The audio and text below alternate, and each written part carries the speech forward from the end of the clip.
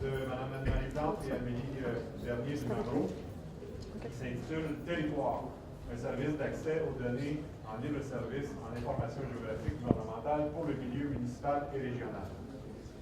Mme Anne-Marie Plante est détentrice d'un baccalauréat en géographie avec un champ d'application en sciences de l'information géographique, jumelé à une formation technique en géomatique. Elle travaille au sein du gouvernement du Québec depuis 18 ans en gestion et exploitation de l'information géographique. Depuis avril 2012, au sein du Mamreau, elle coordonne le développement des outils de diffusion en soutien à l'aménagement du territoire et l'intégration de bases de données standardisées et partageables pour les organisations municipales et gouvernementales.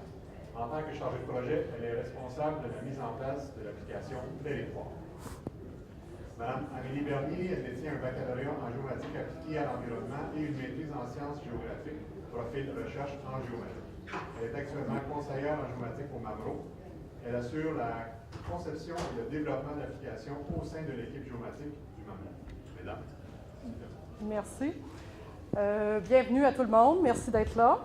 On est ici pour venir présenter notre nouveau service d'accès aux données, la refonte SIGAT qui est entreprise depuis déjà 2 ans. Donc là, c'est l'aboutissement, c'est la dernière livraison qui nous restait à faire.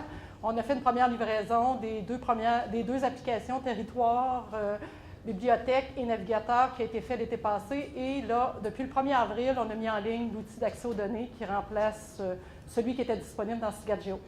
Donc, c'est ça. Amélie Bernier qui m'accompagne, qui est conseillère et analyste en géomatique, et moi qui est la chargée de projet dans le territoire. Donc, la présentation va traiter de la géomatique au Mamreau au sens plus large. J'ai fait l'erreur, je savais que je le ferais. Là, le ministère a changé de nom la semaine dernière. On s'appelle maintenant MAMO. Donc, on va traiter de la géomatique au sens général de ce qu'on fait. On va parler de la réforme de l'outil, justement, du service d'accès aux données. Il y aura une démonstration qui va être faite par Amélie et on conclura avec les étapes à venir. Donc, la géomatique au Mamreau, notre rôle, c'est de soutenir le milieu municipal et régional en leur fournissant des données d'aménagement du territoire qui sont pertinentes. On assure aussi la responsabilité du partage de l'information géographique gouvernementale, ce qu'on appelle fréquemment ACRIGéo, qui se trouve être l'approche de coopération de réseau pour l'information géographique. Donc, on assure le partage de cette information géographique-là de missions qui provient des ministères. Il y a 22 ministères qui participent à l'ACRIGéo. Et ce, sans tarification.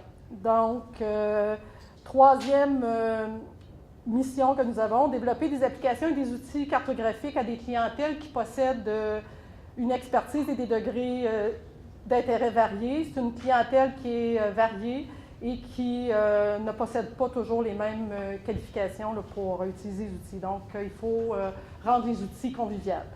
Donc, finalement, soutenir une émission des différentes unités administratives du ministère. Bien sûr, on a des besoins à l'interne et l'information géographique sert aussi pour ça. Donc, une application de clientèle, la première livraison qui a été faite l'été passé s'adressait principalement aux intervenants de la loi sur l'aménagement et l'urbanisme. Le but de la présentation d'aujourd'hui, qui est l'accès aux données, s'adresse spécialement aux municipalités locales, aux MRC, les municipalités régionales de comté, les communautés métropolitaines, celles de Québec, celles de Montréal, et les CRI, qui sont les conférences régionales des élus. Donc, l'objectif du service d'accès aux données, celui-ci a été mis, les premières bases de l'outil ont été mises en place au début des années 2000. L'objectif, c'était vraiment de simplifier l'accès aux données gouvernementales en offrant un accès centralisé et favoriser la réutilisation de l'information gouvernementale. On avait aussi une préoccupation d'avoir une solution qui offre plus de souplesse et permet d'intégrer différentes données géographiques pour les municipalités MRC d'intégrer dans leur propre système. Donc, éviter que les données soient éparpillées. Ils souhaitent avoir un lieu, un guichet unique pour accéder à l'information. Ils souhaitent aussi extraire directement les données géographiques dans le format de récupération de leur choix, selon leur système, et selon des systèmes de coordonnées aussi de leur choix. Éviter d'être obligé de refaire des opérations sur la donnée à l'interne, donc éviter justement des manipulations qui pourraient introduire des erreurs. Et finalement, il y a un rappel systématique des droits d'utilisation, des respects des droits d'auteur et des conditions d'utilisation par une signature électronique, l'utilisateur s'engage à bien lire cette licence-là et à en faire l'usage qui est permis. L'objectif de la réforme de l'outil, pour ceux qui utilisaient l'outil dans SIGAD-GEO, c'est un outil qui fonctionnait bien. Par contre, on avait quand même des préoccupations et un désir d'améliorer certains aspects. Entre autres, on voulait accroître la flexibilité en recourant à une expertise interne. Les outils ont été développés par l'équipe géomatique du ministère, vraiment à l'interne. Nous, par expérience, les anciens outils ne nous permettaient pas toujours de s'adapter aux demandes de notre clientèle. Donc, en se basant sur l'expertise interne, on va avoir cette flexibilité-là, puis on va pouvoir faire évoluer les outils. Donc, on va assurer sa pérennité. On avait aussi un souhait d'augmenter la rapidité et la performance. Jadis, avec l'ancien outil, les demandes étaient traitées une après l'autre. C'était comme un principe des demandes s'empilaient, tandis que là, avec ce nouvel outil-là, la mémoire a été attribuée selon les demandes. On peut traiter 4 demandes de front. Donc, ce qui va améliorer le temps de traitement de vos requêtes. Et finalement, il y a aussi une préoccupation dans ces temps difficiles au gouvernement de limiter nos coûts récurrents pour les infrastructures en ramenant l'ensemble de nos outils dans une seule application. Donc, les principales étapes qu'on a eu à franchir dans cette refonte-là, lors de l'élaboration de l'outil, je dirais que pour l'outil de téléchargement, à l'été et à l'automne 2013, c'est là qu'on a fait une cueillette de besoins. On est allé consulter nos utilisateurs, à savoir l'usage qu'ils faisaient de l'outil et qu'est-ce qu'ils désiraient voir comme évolution. Il y avait aussi beaucoup de commentaires qui avaient été acheminés du côté de notre service à la clientèle. Les commentaires que vous acheminez au service à la clientèle de SIGAD ou de territoire, on les collige et on en prend connaissance. On n'avait pas nécessairement justement la capacité de répondre rapidement, mais avec l'évolution de l'outil, on a tenu compte de ces commentaires-là. Par la suite, en octobre-novembre 2013, on a procédé au prototype. Justement, à partir de ces commentaires-là, on s'est déjà lancé à faire une première coquille. On se disait, on va retourner consulter nos utilisateurs, mais on voulait avoir quelque chose, déjà une idée de ce vers quoi on voulait aller. Donc, le prototype a été élaboré octobre-novembre. Et au courant du mois de décembre et janvier, il y a certains utilisateurs qui ont été sollicités dans des régions. Entre autres, on est allé dans la région de Joliette et on est allé aussi solliciter du côté de Québec les utilisateurs. On leur a présenté notre coquille, notre prototype. Et suite à ces ateliers-là, on a eu des commentaires qui nous ont permis de retourner, bonifier notre prototype, modifier des choses, revoir selon ce qui nous avait été exprimé dans ces ateliers-là. Il y a peut-être des gens qui vont reconnaître justement les commentaires qui nous ont acheminés. Il y a eu vraiment des bonnes idées qui sont ressorties de ces ateliers-là. Et par la suite, de janvier à mars, on a procédé vraiment au développement de l'outil et les essais pour tester avant de mettre en ligne. Comme je le disais tout à l'heure, une mise en ligne qui était prévue au 31 mars. On a respecté notre échéancier initial. Je passe la parole à Émilie. Est-ce que tu me passes une micro? Désolée. Okay. Donc, avant de passer à la démo, je vais juste peut-être porter votre attention un peu sur les principales améliorations qu'on a amenées à l'outil. Premièrement, il y a plus de flexibilité maintenant pour définir la zone d'extraction. Donc, on peut combiner plusieurs types de territoires, ce qui n'était pas possible avant. On peut aussi sélectionner les communautés métropolitaines. On peut aussi faire des sélections à partir de la carte, donc je vais vous montrer ça dans la démo. Puis on peut aussi ajouter une zone tampon autour de notre zone d'extraction. On peut aussi maintenant visualiser l'étendue spatiale de la donnée, donc selon un principe d'empreinte, on peut voir où la donnée est disponible sur le territoire. On a aussi fait l'ajout de certains paramètres d'extraction, dont notamment le format MapInfo. On peut maintenant rapprocher les données dans un datum SCRS, NAT83 SCRS en plus du NAT83 d'origine. On a aussi amélioré nos fiches de métadonnées. Donc, on les a simplifiées, on les a revues, on les a mis à jour. Puis, on a aussi un peu simplifié notre processus pour pouvoir les mettre à jour plus facilement dans le futur. On a maintenant des indicateurs de nouveautés qui vont s'afficher à côté des couches qui ont été mises à jour ou des couches qui ont été ajoutées. On va continuer à, bien sûr, envoyer des alertes de courriel, ceux qui les reçoivent dans leur boîte, mais ça va vous permettre aussi de voir plus rapidement, visuellement, dans l'interface, qu'est-ce qui a été ajouté, qu'est-ce qui a été mis à jour. Donc, aussi, une autre modification, c'est la mise en place d'un panier transactionnel qui permet de gérer la requête en cours plus facilement. Puis, on a aussi amélioré la vitesse de navigation sur la carte, là, qui avait certains problèmes. Puis, comme Anne-Marie l'a mentionné aussi, les performances d'extraction sont pas mal améliorées aussi. Donc, je vais passer à la démo.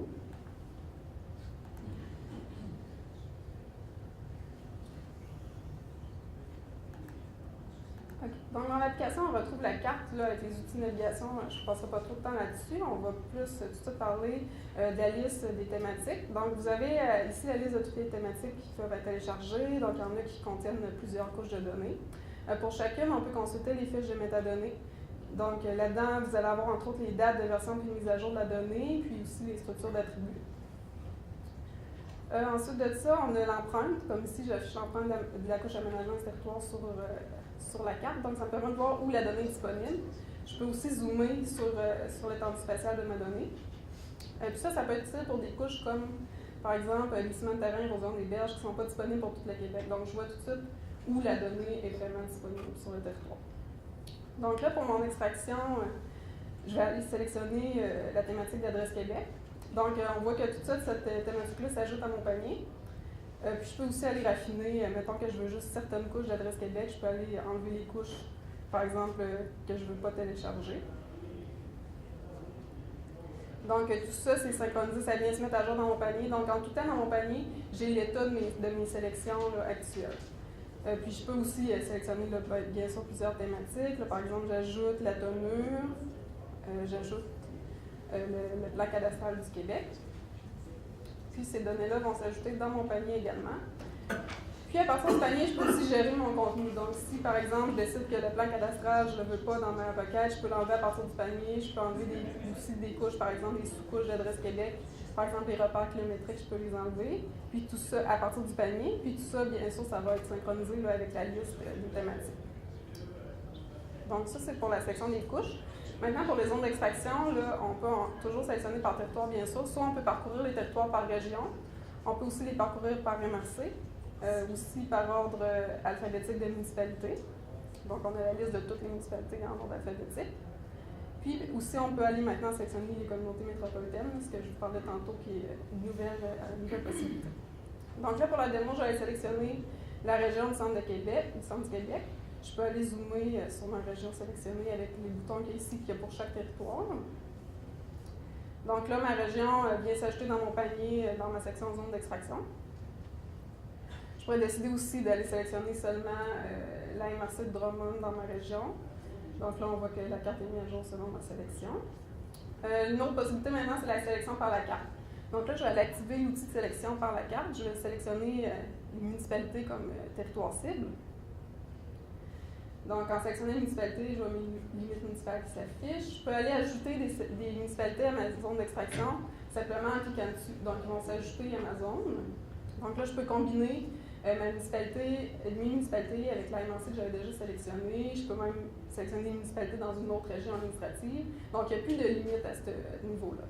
Donc, dans mon panier, on voit que j'ai combiné les différents types de territoires. Puis là aussi, ma liste est mise à jour selon la sélection que j'ai faite là, sur la carte. Donc, j'ai sélectionné des municipalités, même qui se trouvent en Montérégie, dans une autre MRC. Puis, bon, toujours, ça c'est un outil aussi qui permet, là j'ai fait plusieurs sélections, je peux aller recadrer la carte sur ma zone d'extraction définie. Donc, toujours à partir de mon panier, je peux gérer mon contenu. Donc, je peux enlever des sélections que j'ai faites à partir du panier sans avoir besoin de retourner dans les listes nécessairement. Là, pour la démo, je vais tout enlever pour aller sélectionner la municipalité de Drummondville. Donc là, j'ai ma municipalité de sélectionner, je peux zoomer dessus. La dernière possibilité pour les zones d'extraction, c'est de faire des dessins sur la carte. Donc il y a 3 outils, polygone point à point, polygone en main levée ou rectangle. Donc là, je vais pouvoir combiner par exemple un territoire, une municipalité avec un polygone à main levée que j'ai tracé. Donc ces deux éléments-là vont former ma zone d'extraction. Puis là, je vois mon polygone ajouté à mon panier. Donc là, ma requête est complète. Je vais aller maintenant lancer l'extraction de la donnée. Je peux choisir mon datum, comme je disais tantôt, 983 d'origine ou SRS. Choisir mon système de coordonnées. Là, je vais prendre LTM. Si ma zone d'extraction avait été sur plusieurs fuseaux, j'aurais pu choisir dans quel fuseau je voulais exactement être projeté. Je choisis mon format. C'est ici aussi qu'on peut venir maintenant spécifier une zone tampon autour de notre zone d'extraction. Donc là, j'ai ajouté une zone tampon de 2 km autour de ma zone d'extraction. Je fais suivant, j'arrive sur l'écran de confirmation de la requête. Je peux donner un nom à ma requête. C'est le nom que mon fichier de téléchargement aussi va avoir. Donc ça peut aider à se retrouver quand on a plusieurs requêtes de front. J'ai un résumé de toute ma requête, je peux valider que mes paramètres sont corrects. Si c'est correct, je fais confirmer pour lancer mon extraction. Donc là, ma requête d'extraction va s'inscrire. Donc voilà, c'est complété. Je vois que ma requête a été envoyée à nos serveurs. Donc là, je peux faire actualiser pour voir si le statut de ma requête évolue. Donc là, je vois qu'elle est en cours d'extraction. Je peux cliquer aussi sur les requêtes dans ma liste pour voir c'était quoi exactement le contenu de ces requêtes-là. Donc quand on a plusieurs requêtes, là, ça peut nous aider à nous retrouver. Donc là, on va faire encore actualiser. Là, la requête est disponible, donc on a un bouton télécharger qui apparaît pour pouvoir télécharger nos données. On a l'écran de licence avant de pouvoir télécharger. Il faut toujours confirmer l'acceptation des termes des licences pour que le téléchargement soit possible. Donc, vous pouvez afficher les PDF des licences pour prendre connaissance du contenu. Donc, une fois que les licences sont acceptées, on peut procéder au téléchargement sur le poste de l'utilisateur. Donc, on enregistre le fichier zip. Donc, une dernière fonctionnalité que je vais vous montrer, c'est la sauvegarde de panier. Donc là, j'ai défini des couches de données avec une zone d'extraction. Puis mettons que je voudrais refaire cette requête-là dans le futur, je peux venir la sauvegarder ici dans l'onglet « Mes sauvegardes ». Donc là, je donne un nom, adresse Québec, Drummondville, j'enregistre ma sauvegarde. Donc là, toujours aussi, je peux cliquer sur ma sauvegarde pour aller afficher ce qu'elle contient exactement. Donc là, je vais réinitialiser mon panier pour faire comme si j'étais reconnecté dans l'application une prochaine fois. Puis, je peux retourner dans la liste de mes sauvegardes qui reste associée à mon utilisateur, puis restaurer mon panier selon les paramètres de ma sauvegarde. Donc, même mon polygone que j'avais dessiné, il va être reconduit, puis je vais pouvoir réexécuter ma requête. Donc, c'est une requête, mettons, que je voudrais exécuter à chaque mois, je pourrais retourner facilement la faire. Puis, finalement, on a l'aide de l'application qui est disponible en PDF. Donc, vous avez toutes les fonctionnalités qui sont décrites là-dedans. Donc, si vous voulez aller explorer l'application, puis avoir l'explication des fonctionnalités, c'est facilement accessible à cet endroit. Donc, ça fait le tour pour la démo. Je vais repasser la parole à Anne-Marie. Merci, Amélie. Pour ma part, je vais vous montrer un petit peu rapidement, on va faire un survol des données qui sont disponibles justement dans l'application. Donc, les bases de données, je les ai regroupées selon 4 grands ensembles. Là, on a des bases de données qu'on dit municipales, le portrait provincial en aménagement du territoire, le PPAT, qui représente le contenu en vigueur des documents d'aménagement. Ça, c'est fait justement au sein de notre ministère. Et le rôle d'évaluation foncière géoréférencée qui correspond à l'inventaire de tous les immeubles, là, selon si c'est du résidentiel, du commercial, par exemple, des terrains vacants. Par la suite, nous avons aussi les bases de données gouvernementales qu'on appelle Adresse Québec, comme Amélie vient de le montrer dans la démo, qui est issue d'un partenariat de 4 ministères. Là. Donc, vous avez accès à Adresse Québec, les mises à jour d'Adresse Québec mensuelles, vous pouvez aller télécharger. Et l'utilité, justement, qu'Amélie montrait en démo de sauvegarder selon un profil d'utilisateur, ça vous permet de retourner à chaque mois et de toujours avoir la même sélection. Pour ce qui est, il y a aussi des bases de données géostatiques, celles de Statistique Canada, et finalement les bases de données issues d'ententes particulières. Ça, c'est des ententes du MAMMO avec d'autres ministères. On pense entre autres le registre du domaine de l'État qui est produit au sein du MRN. Les données d'Hydro-Québec, les données du PCQ, plan cadastral du Québec, la rénovation cadastrale aussi qui est disponible gratuitement.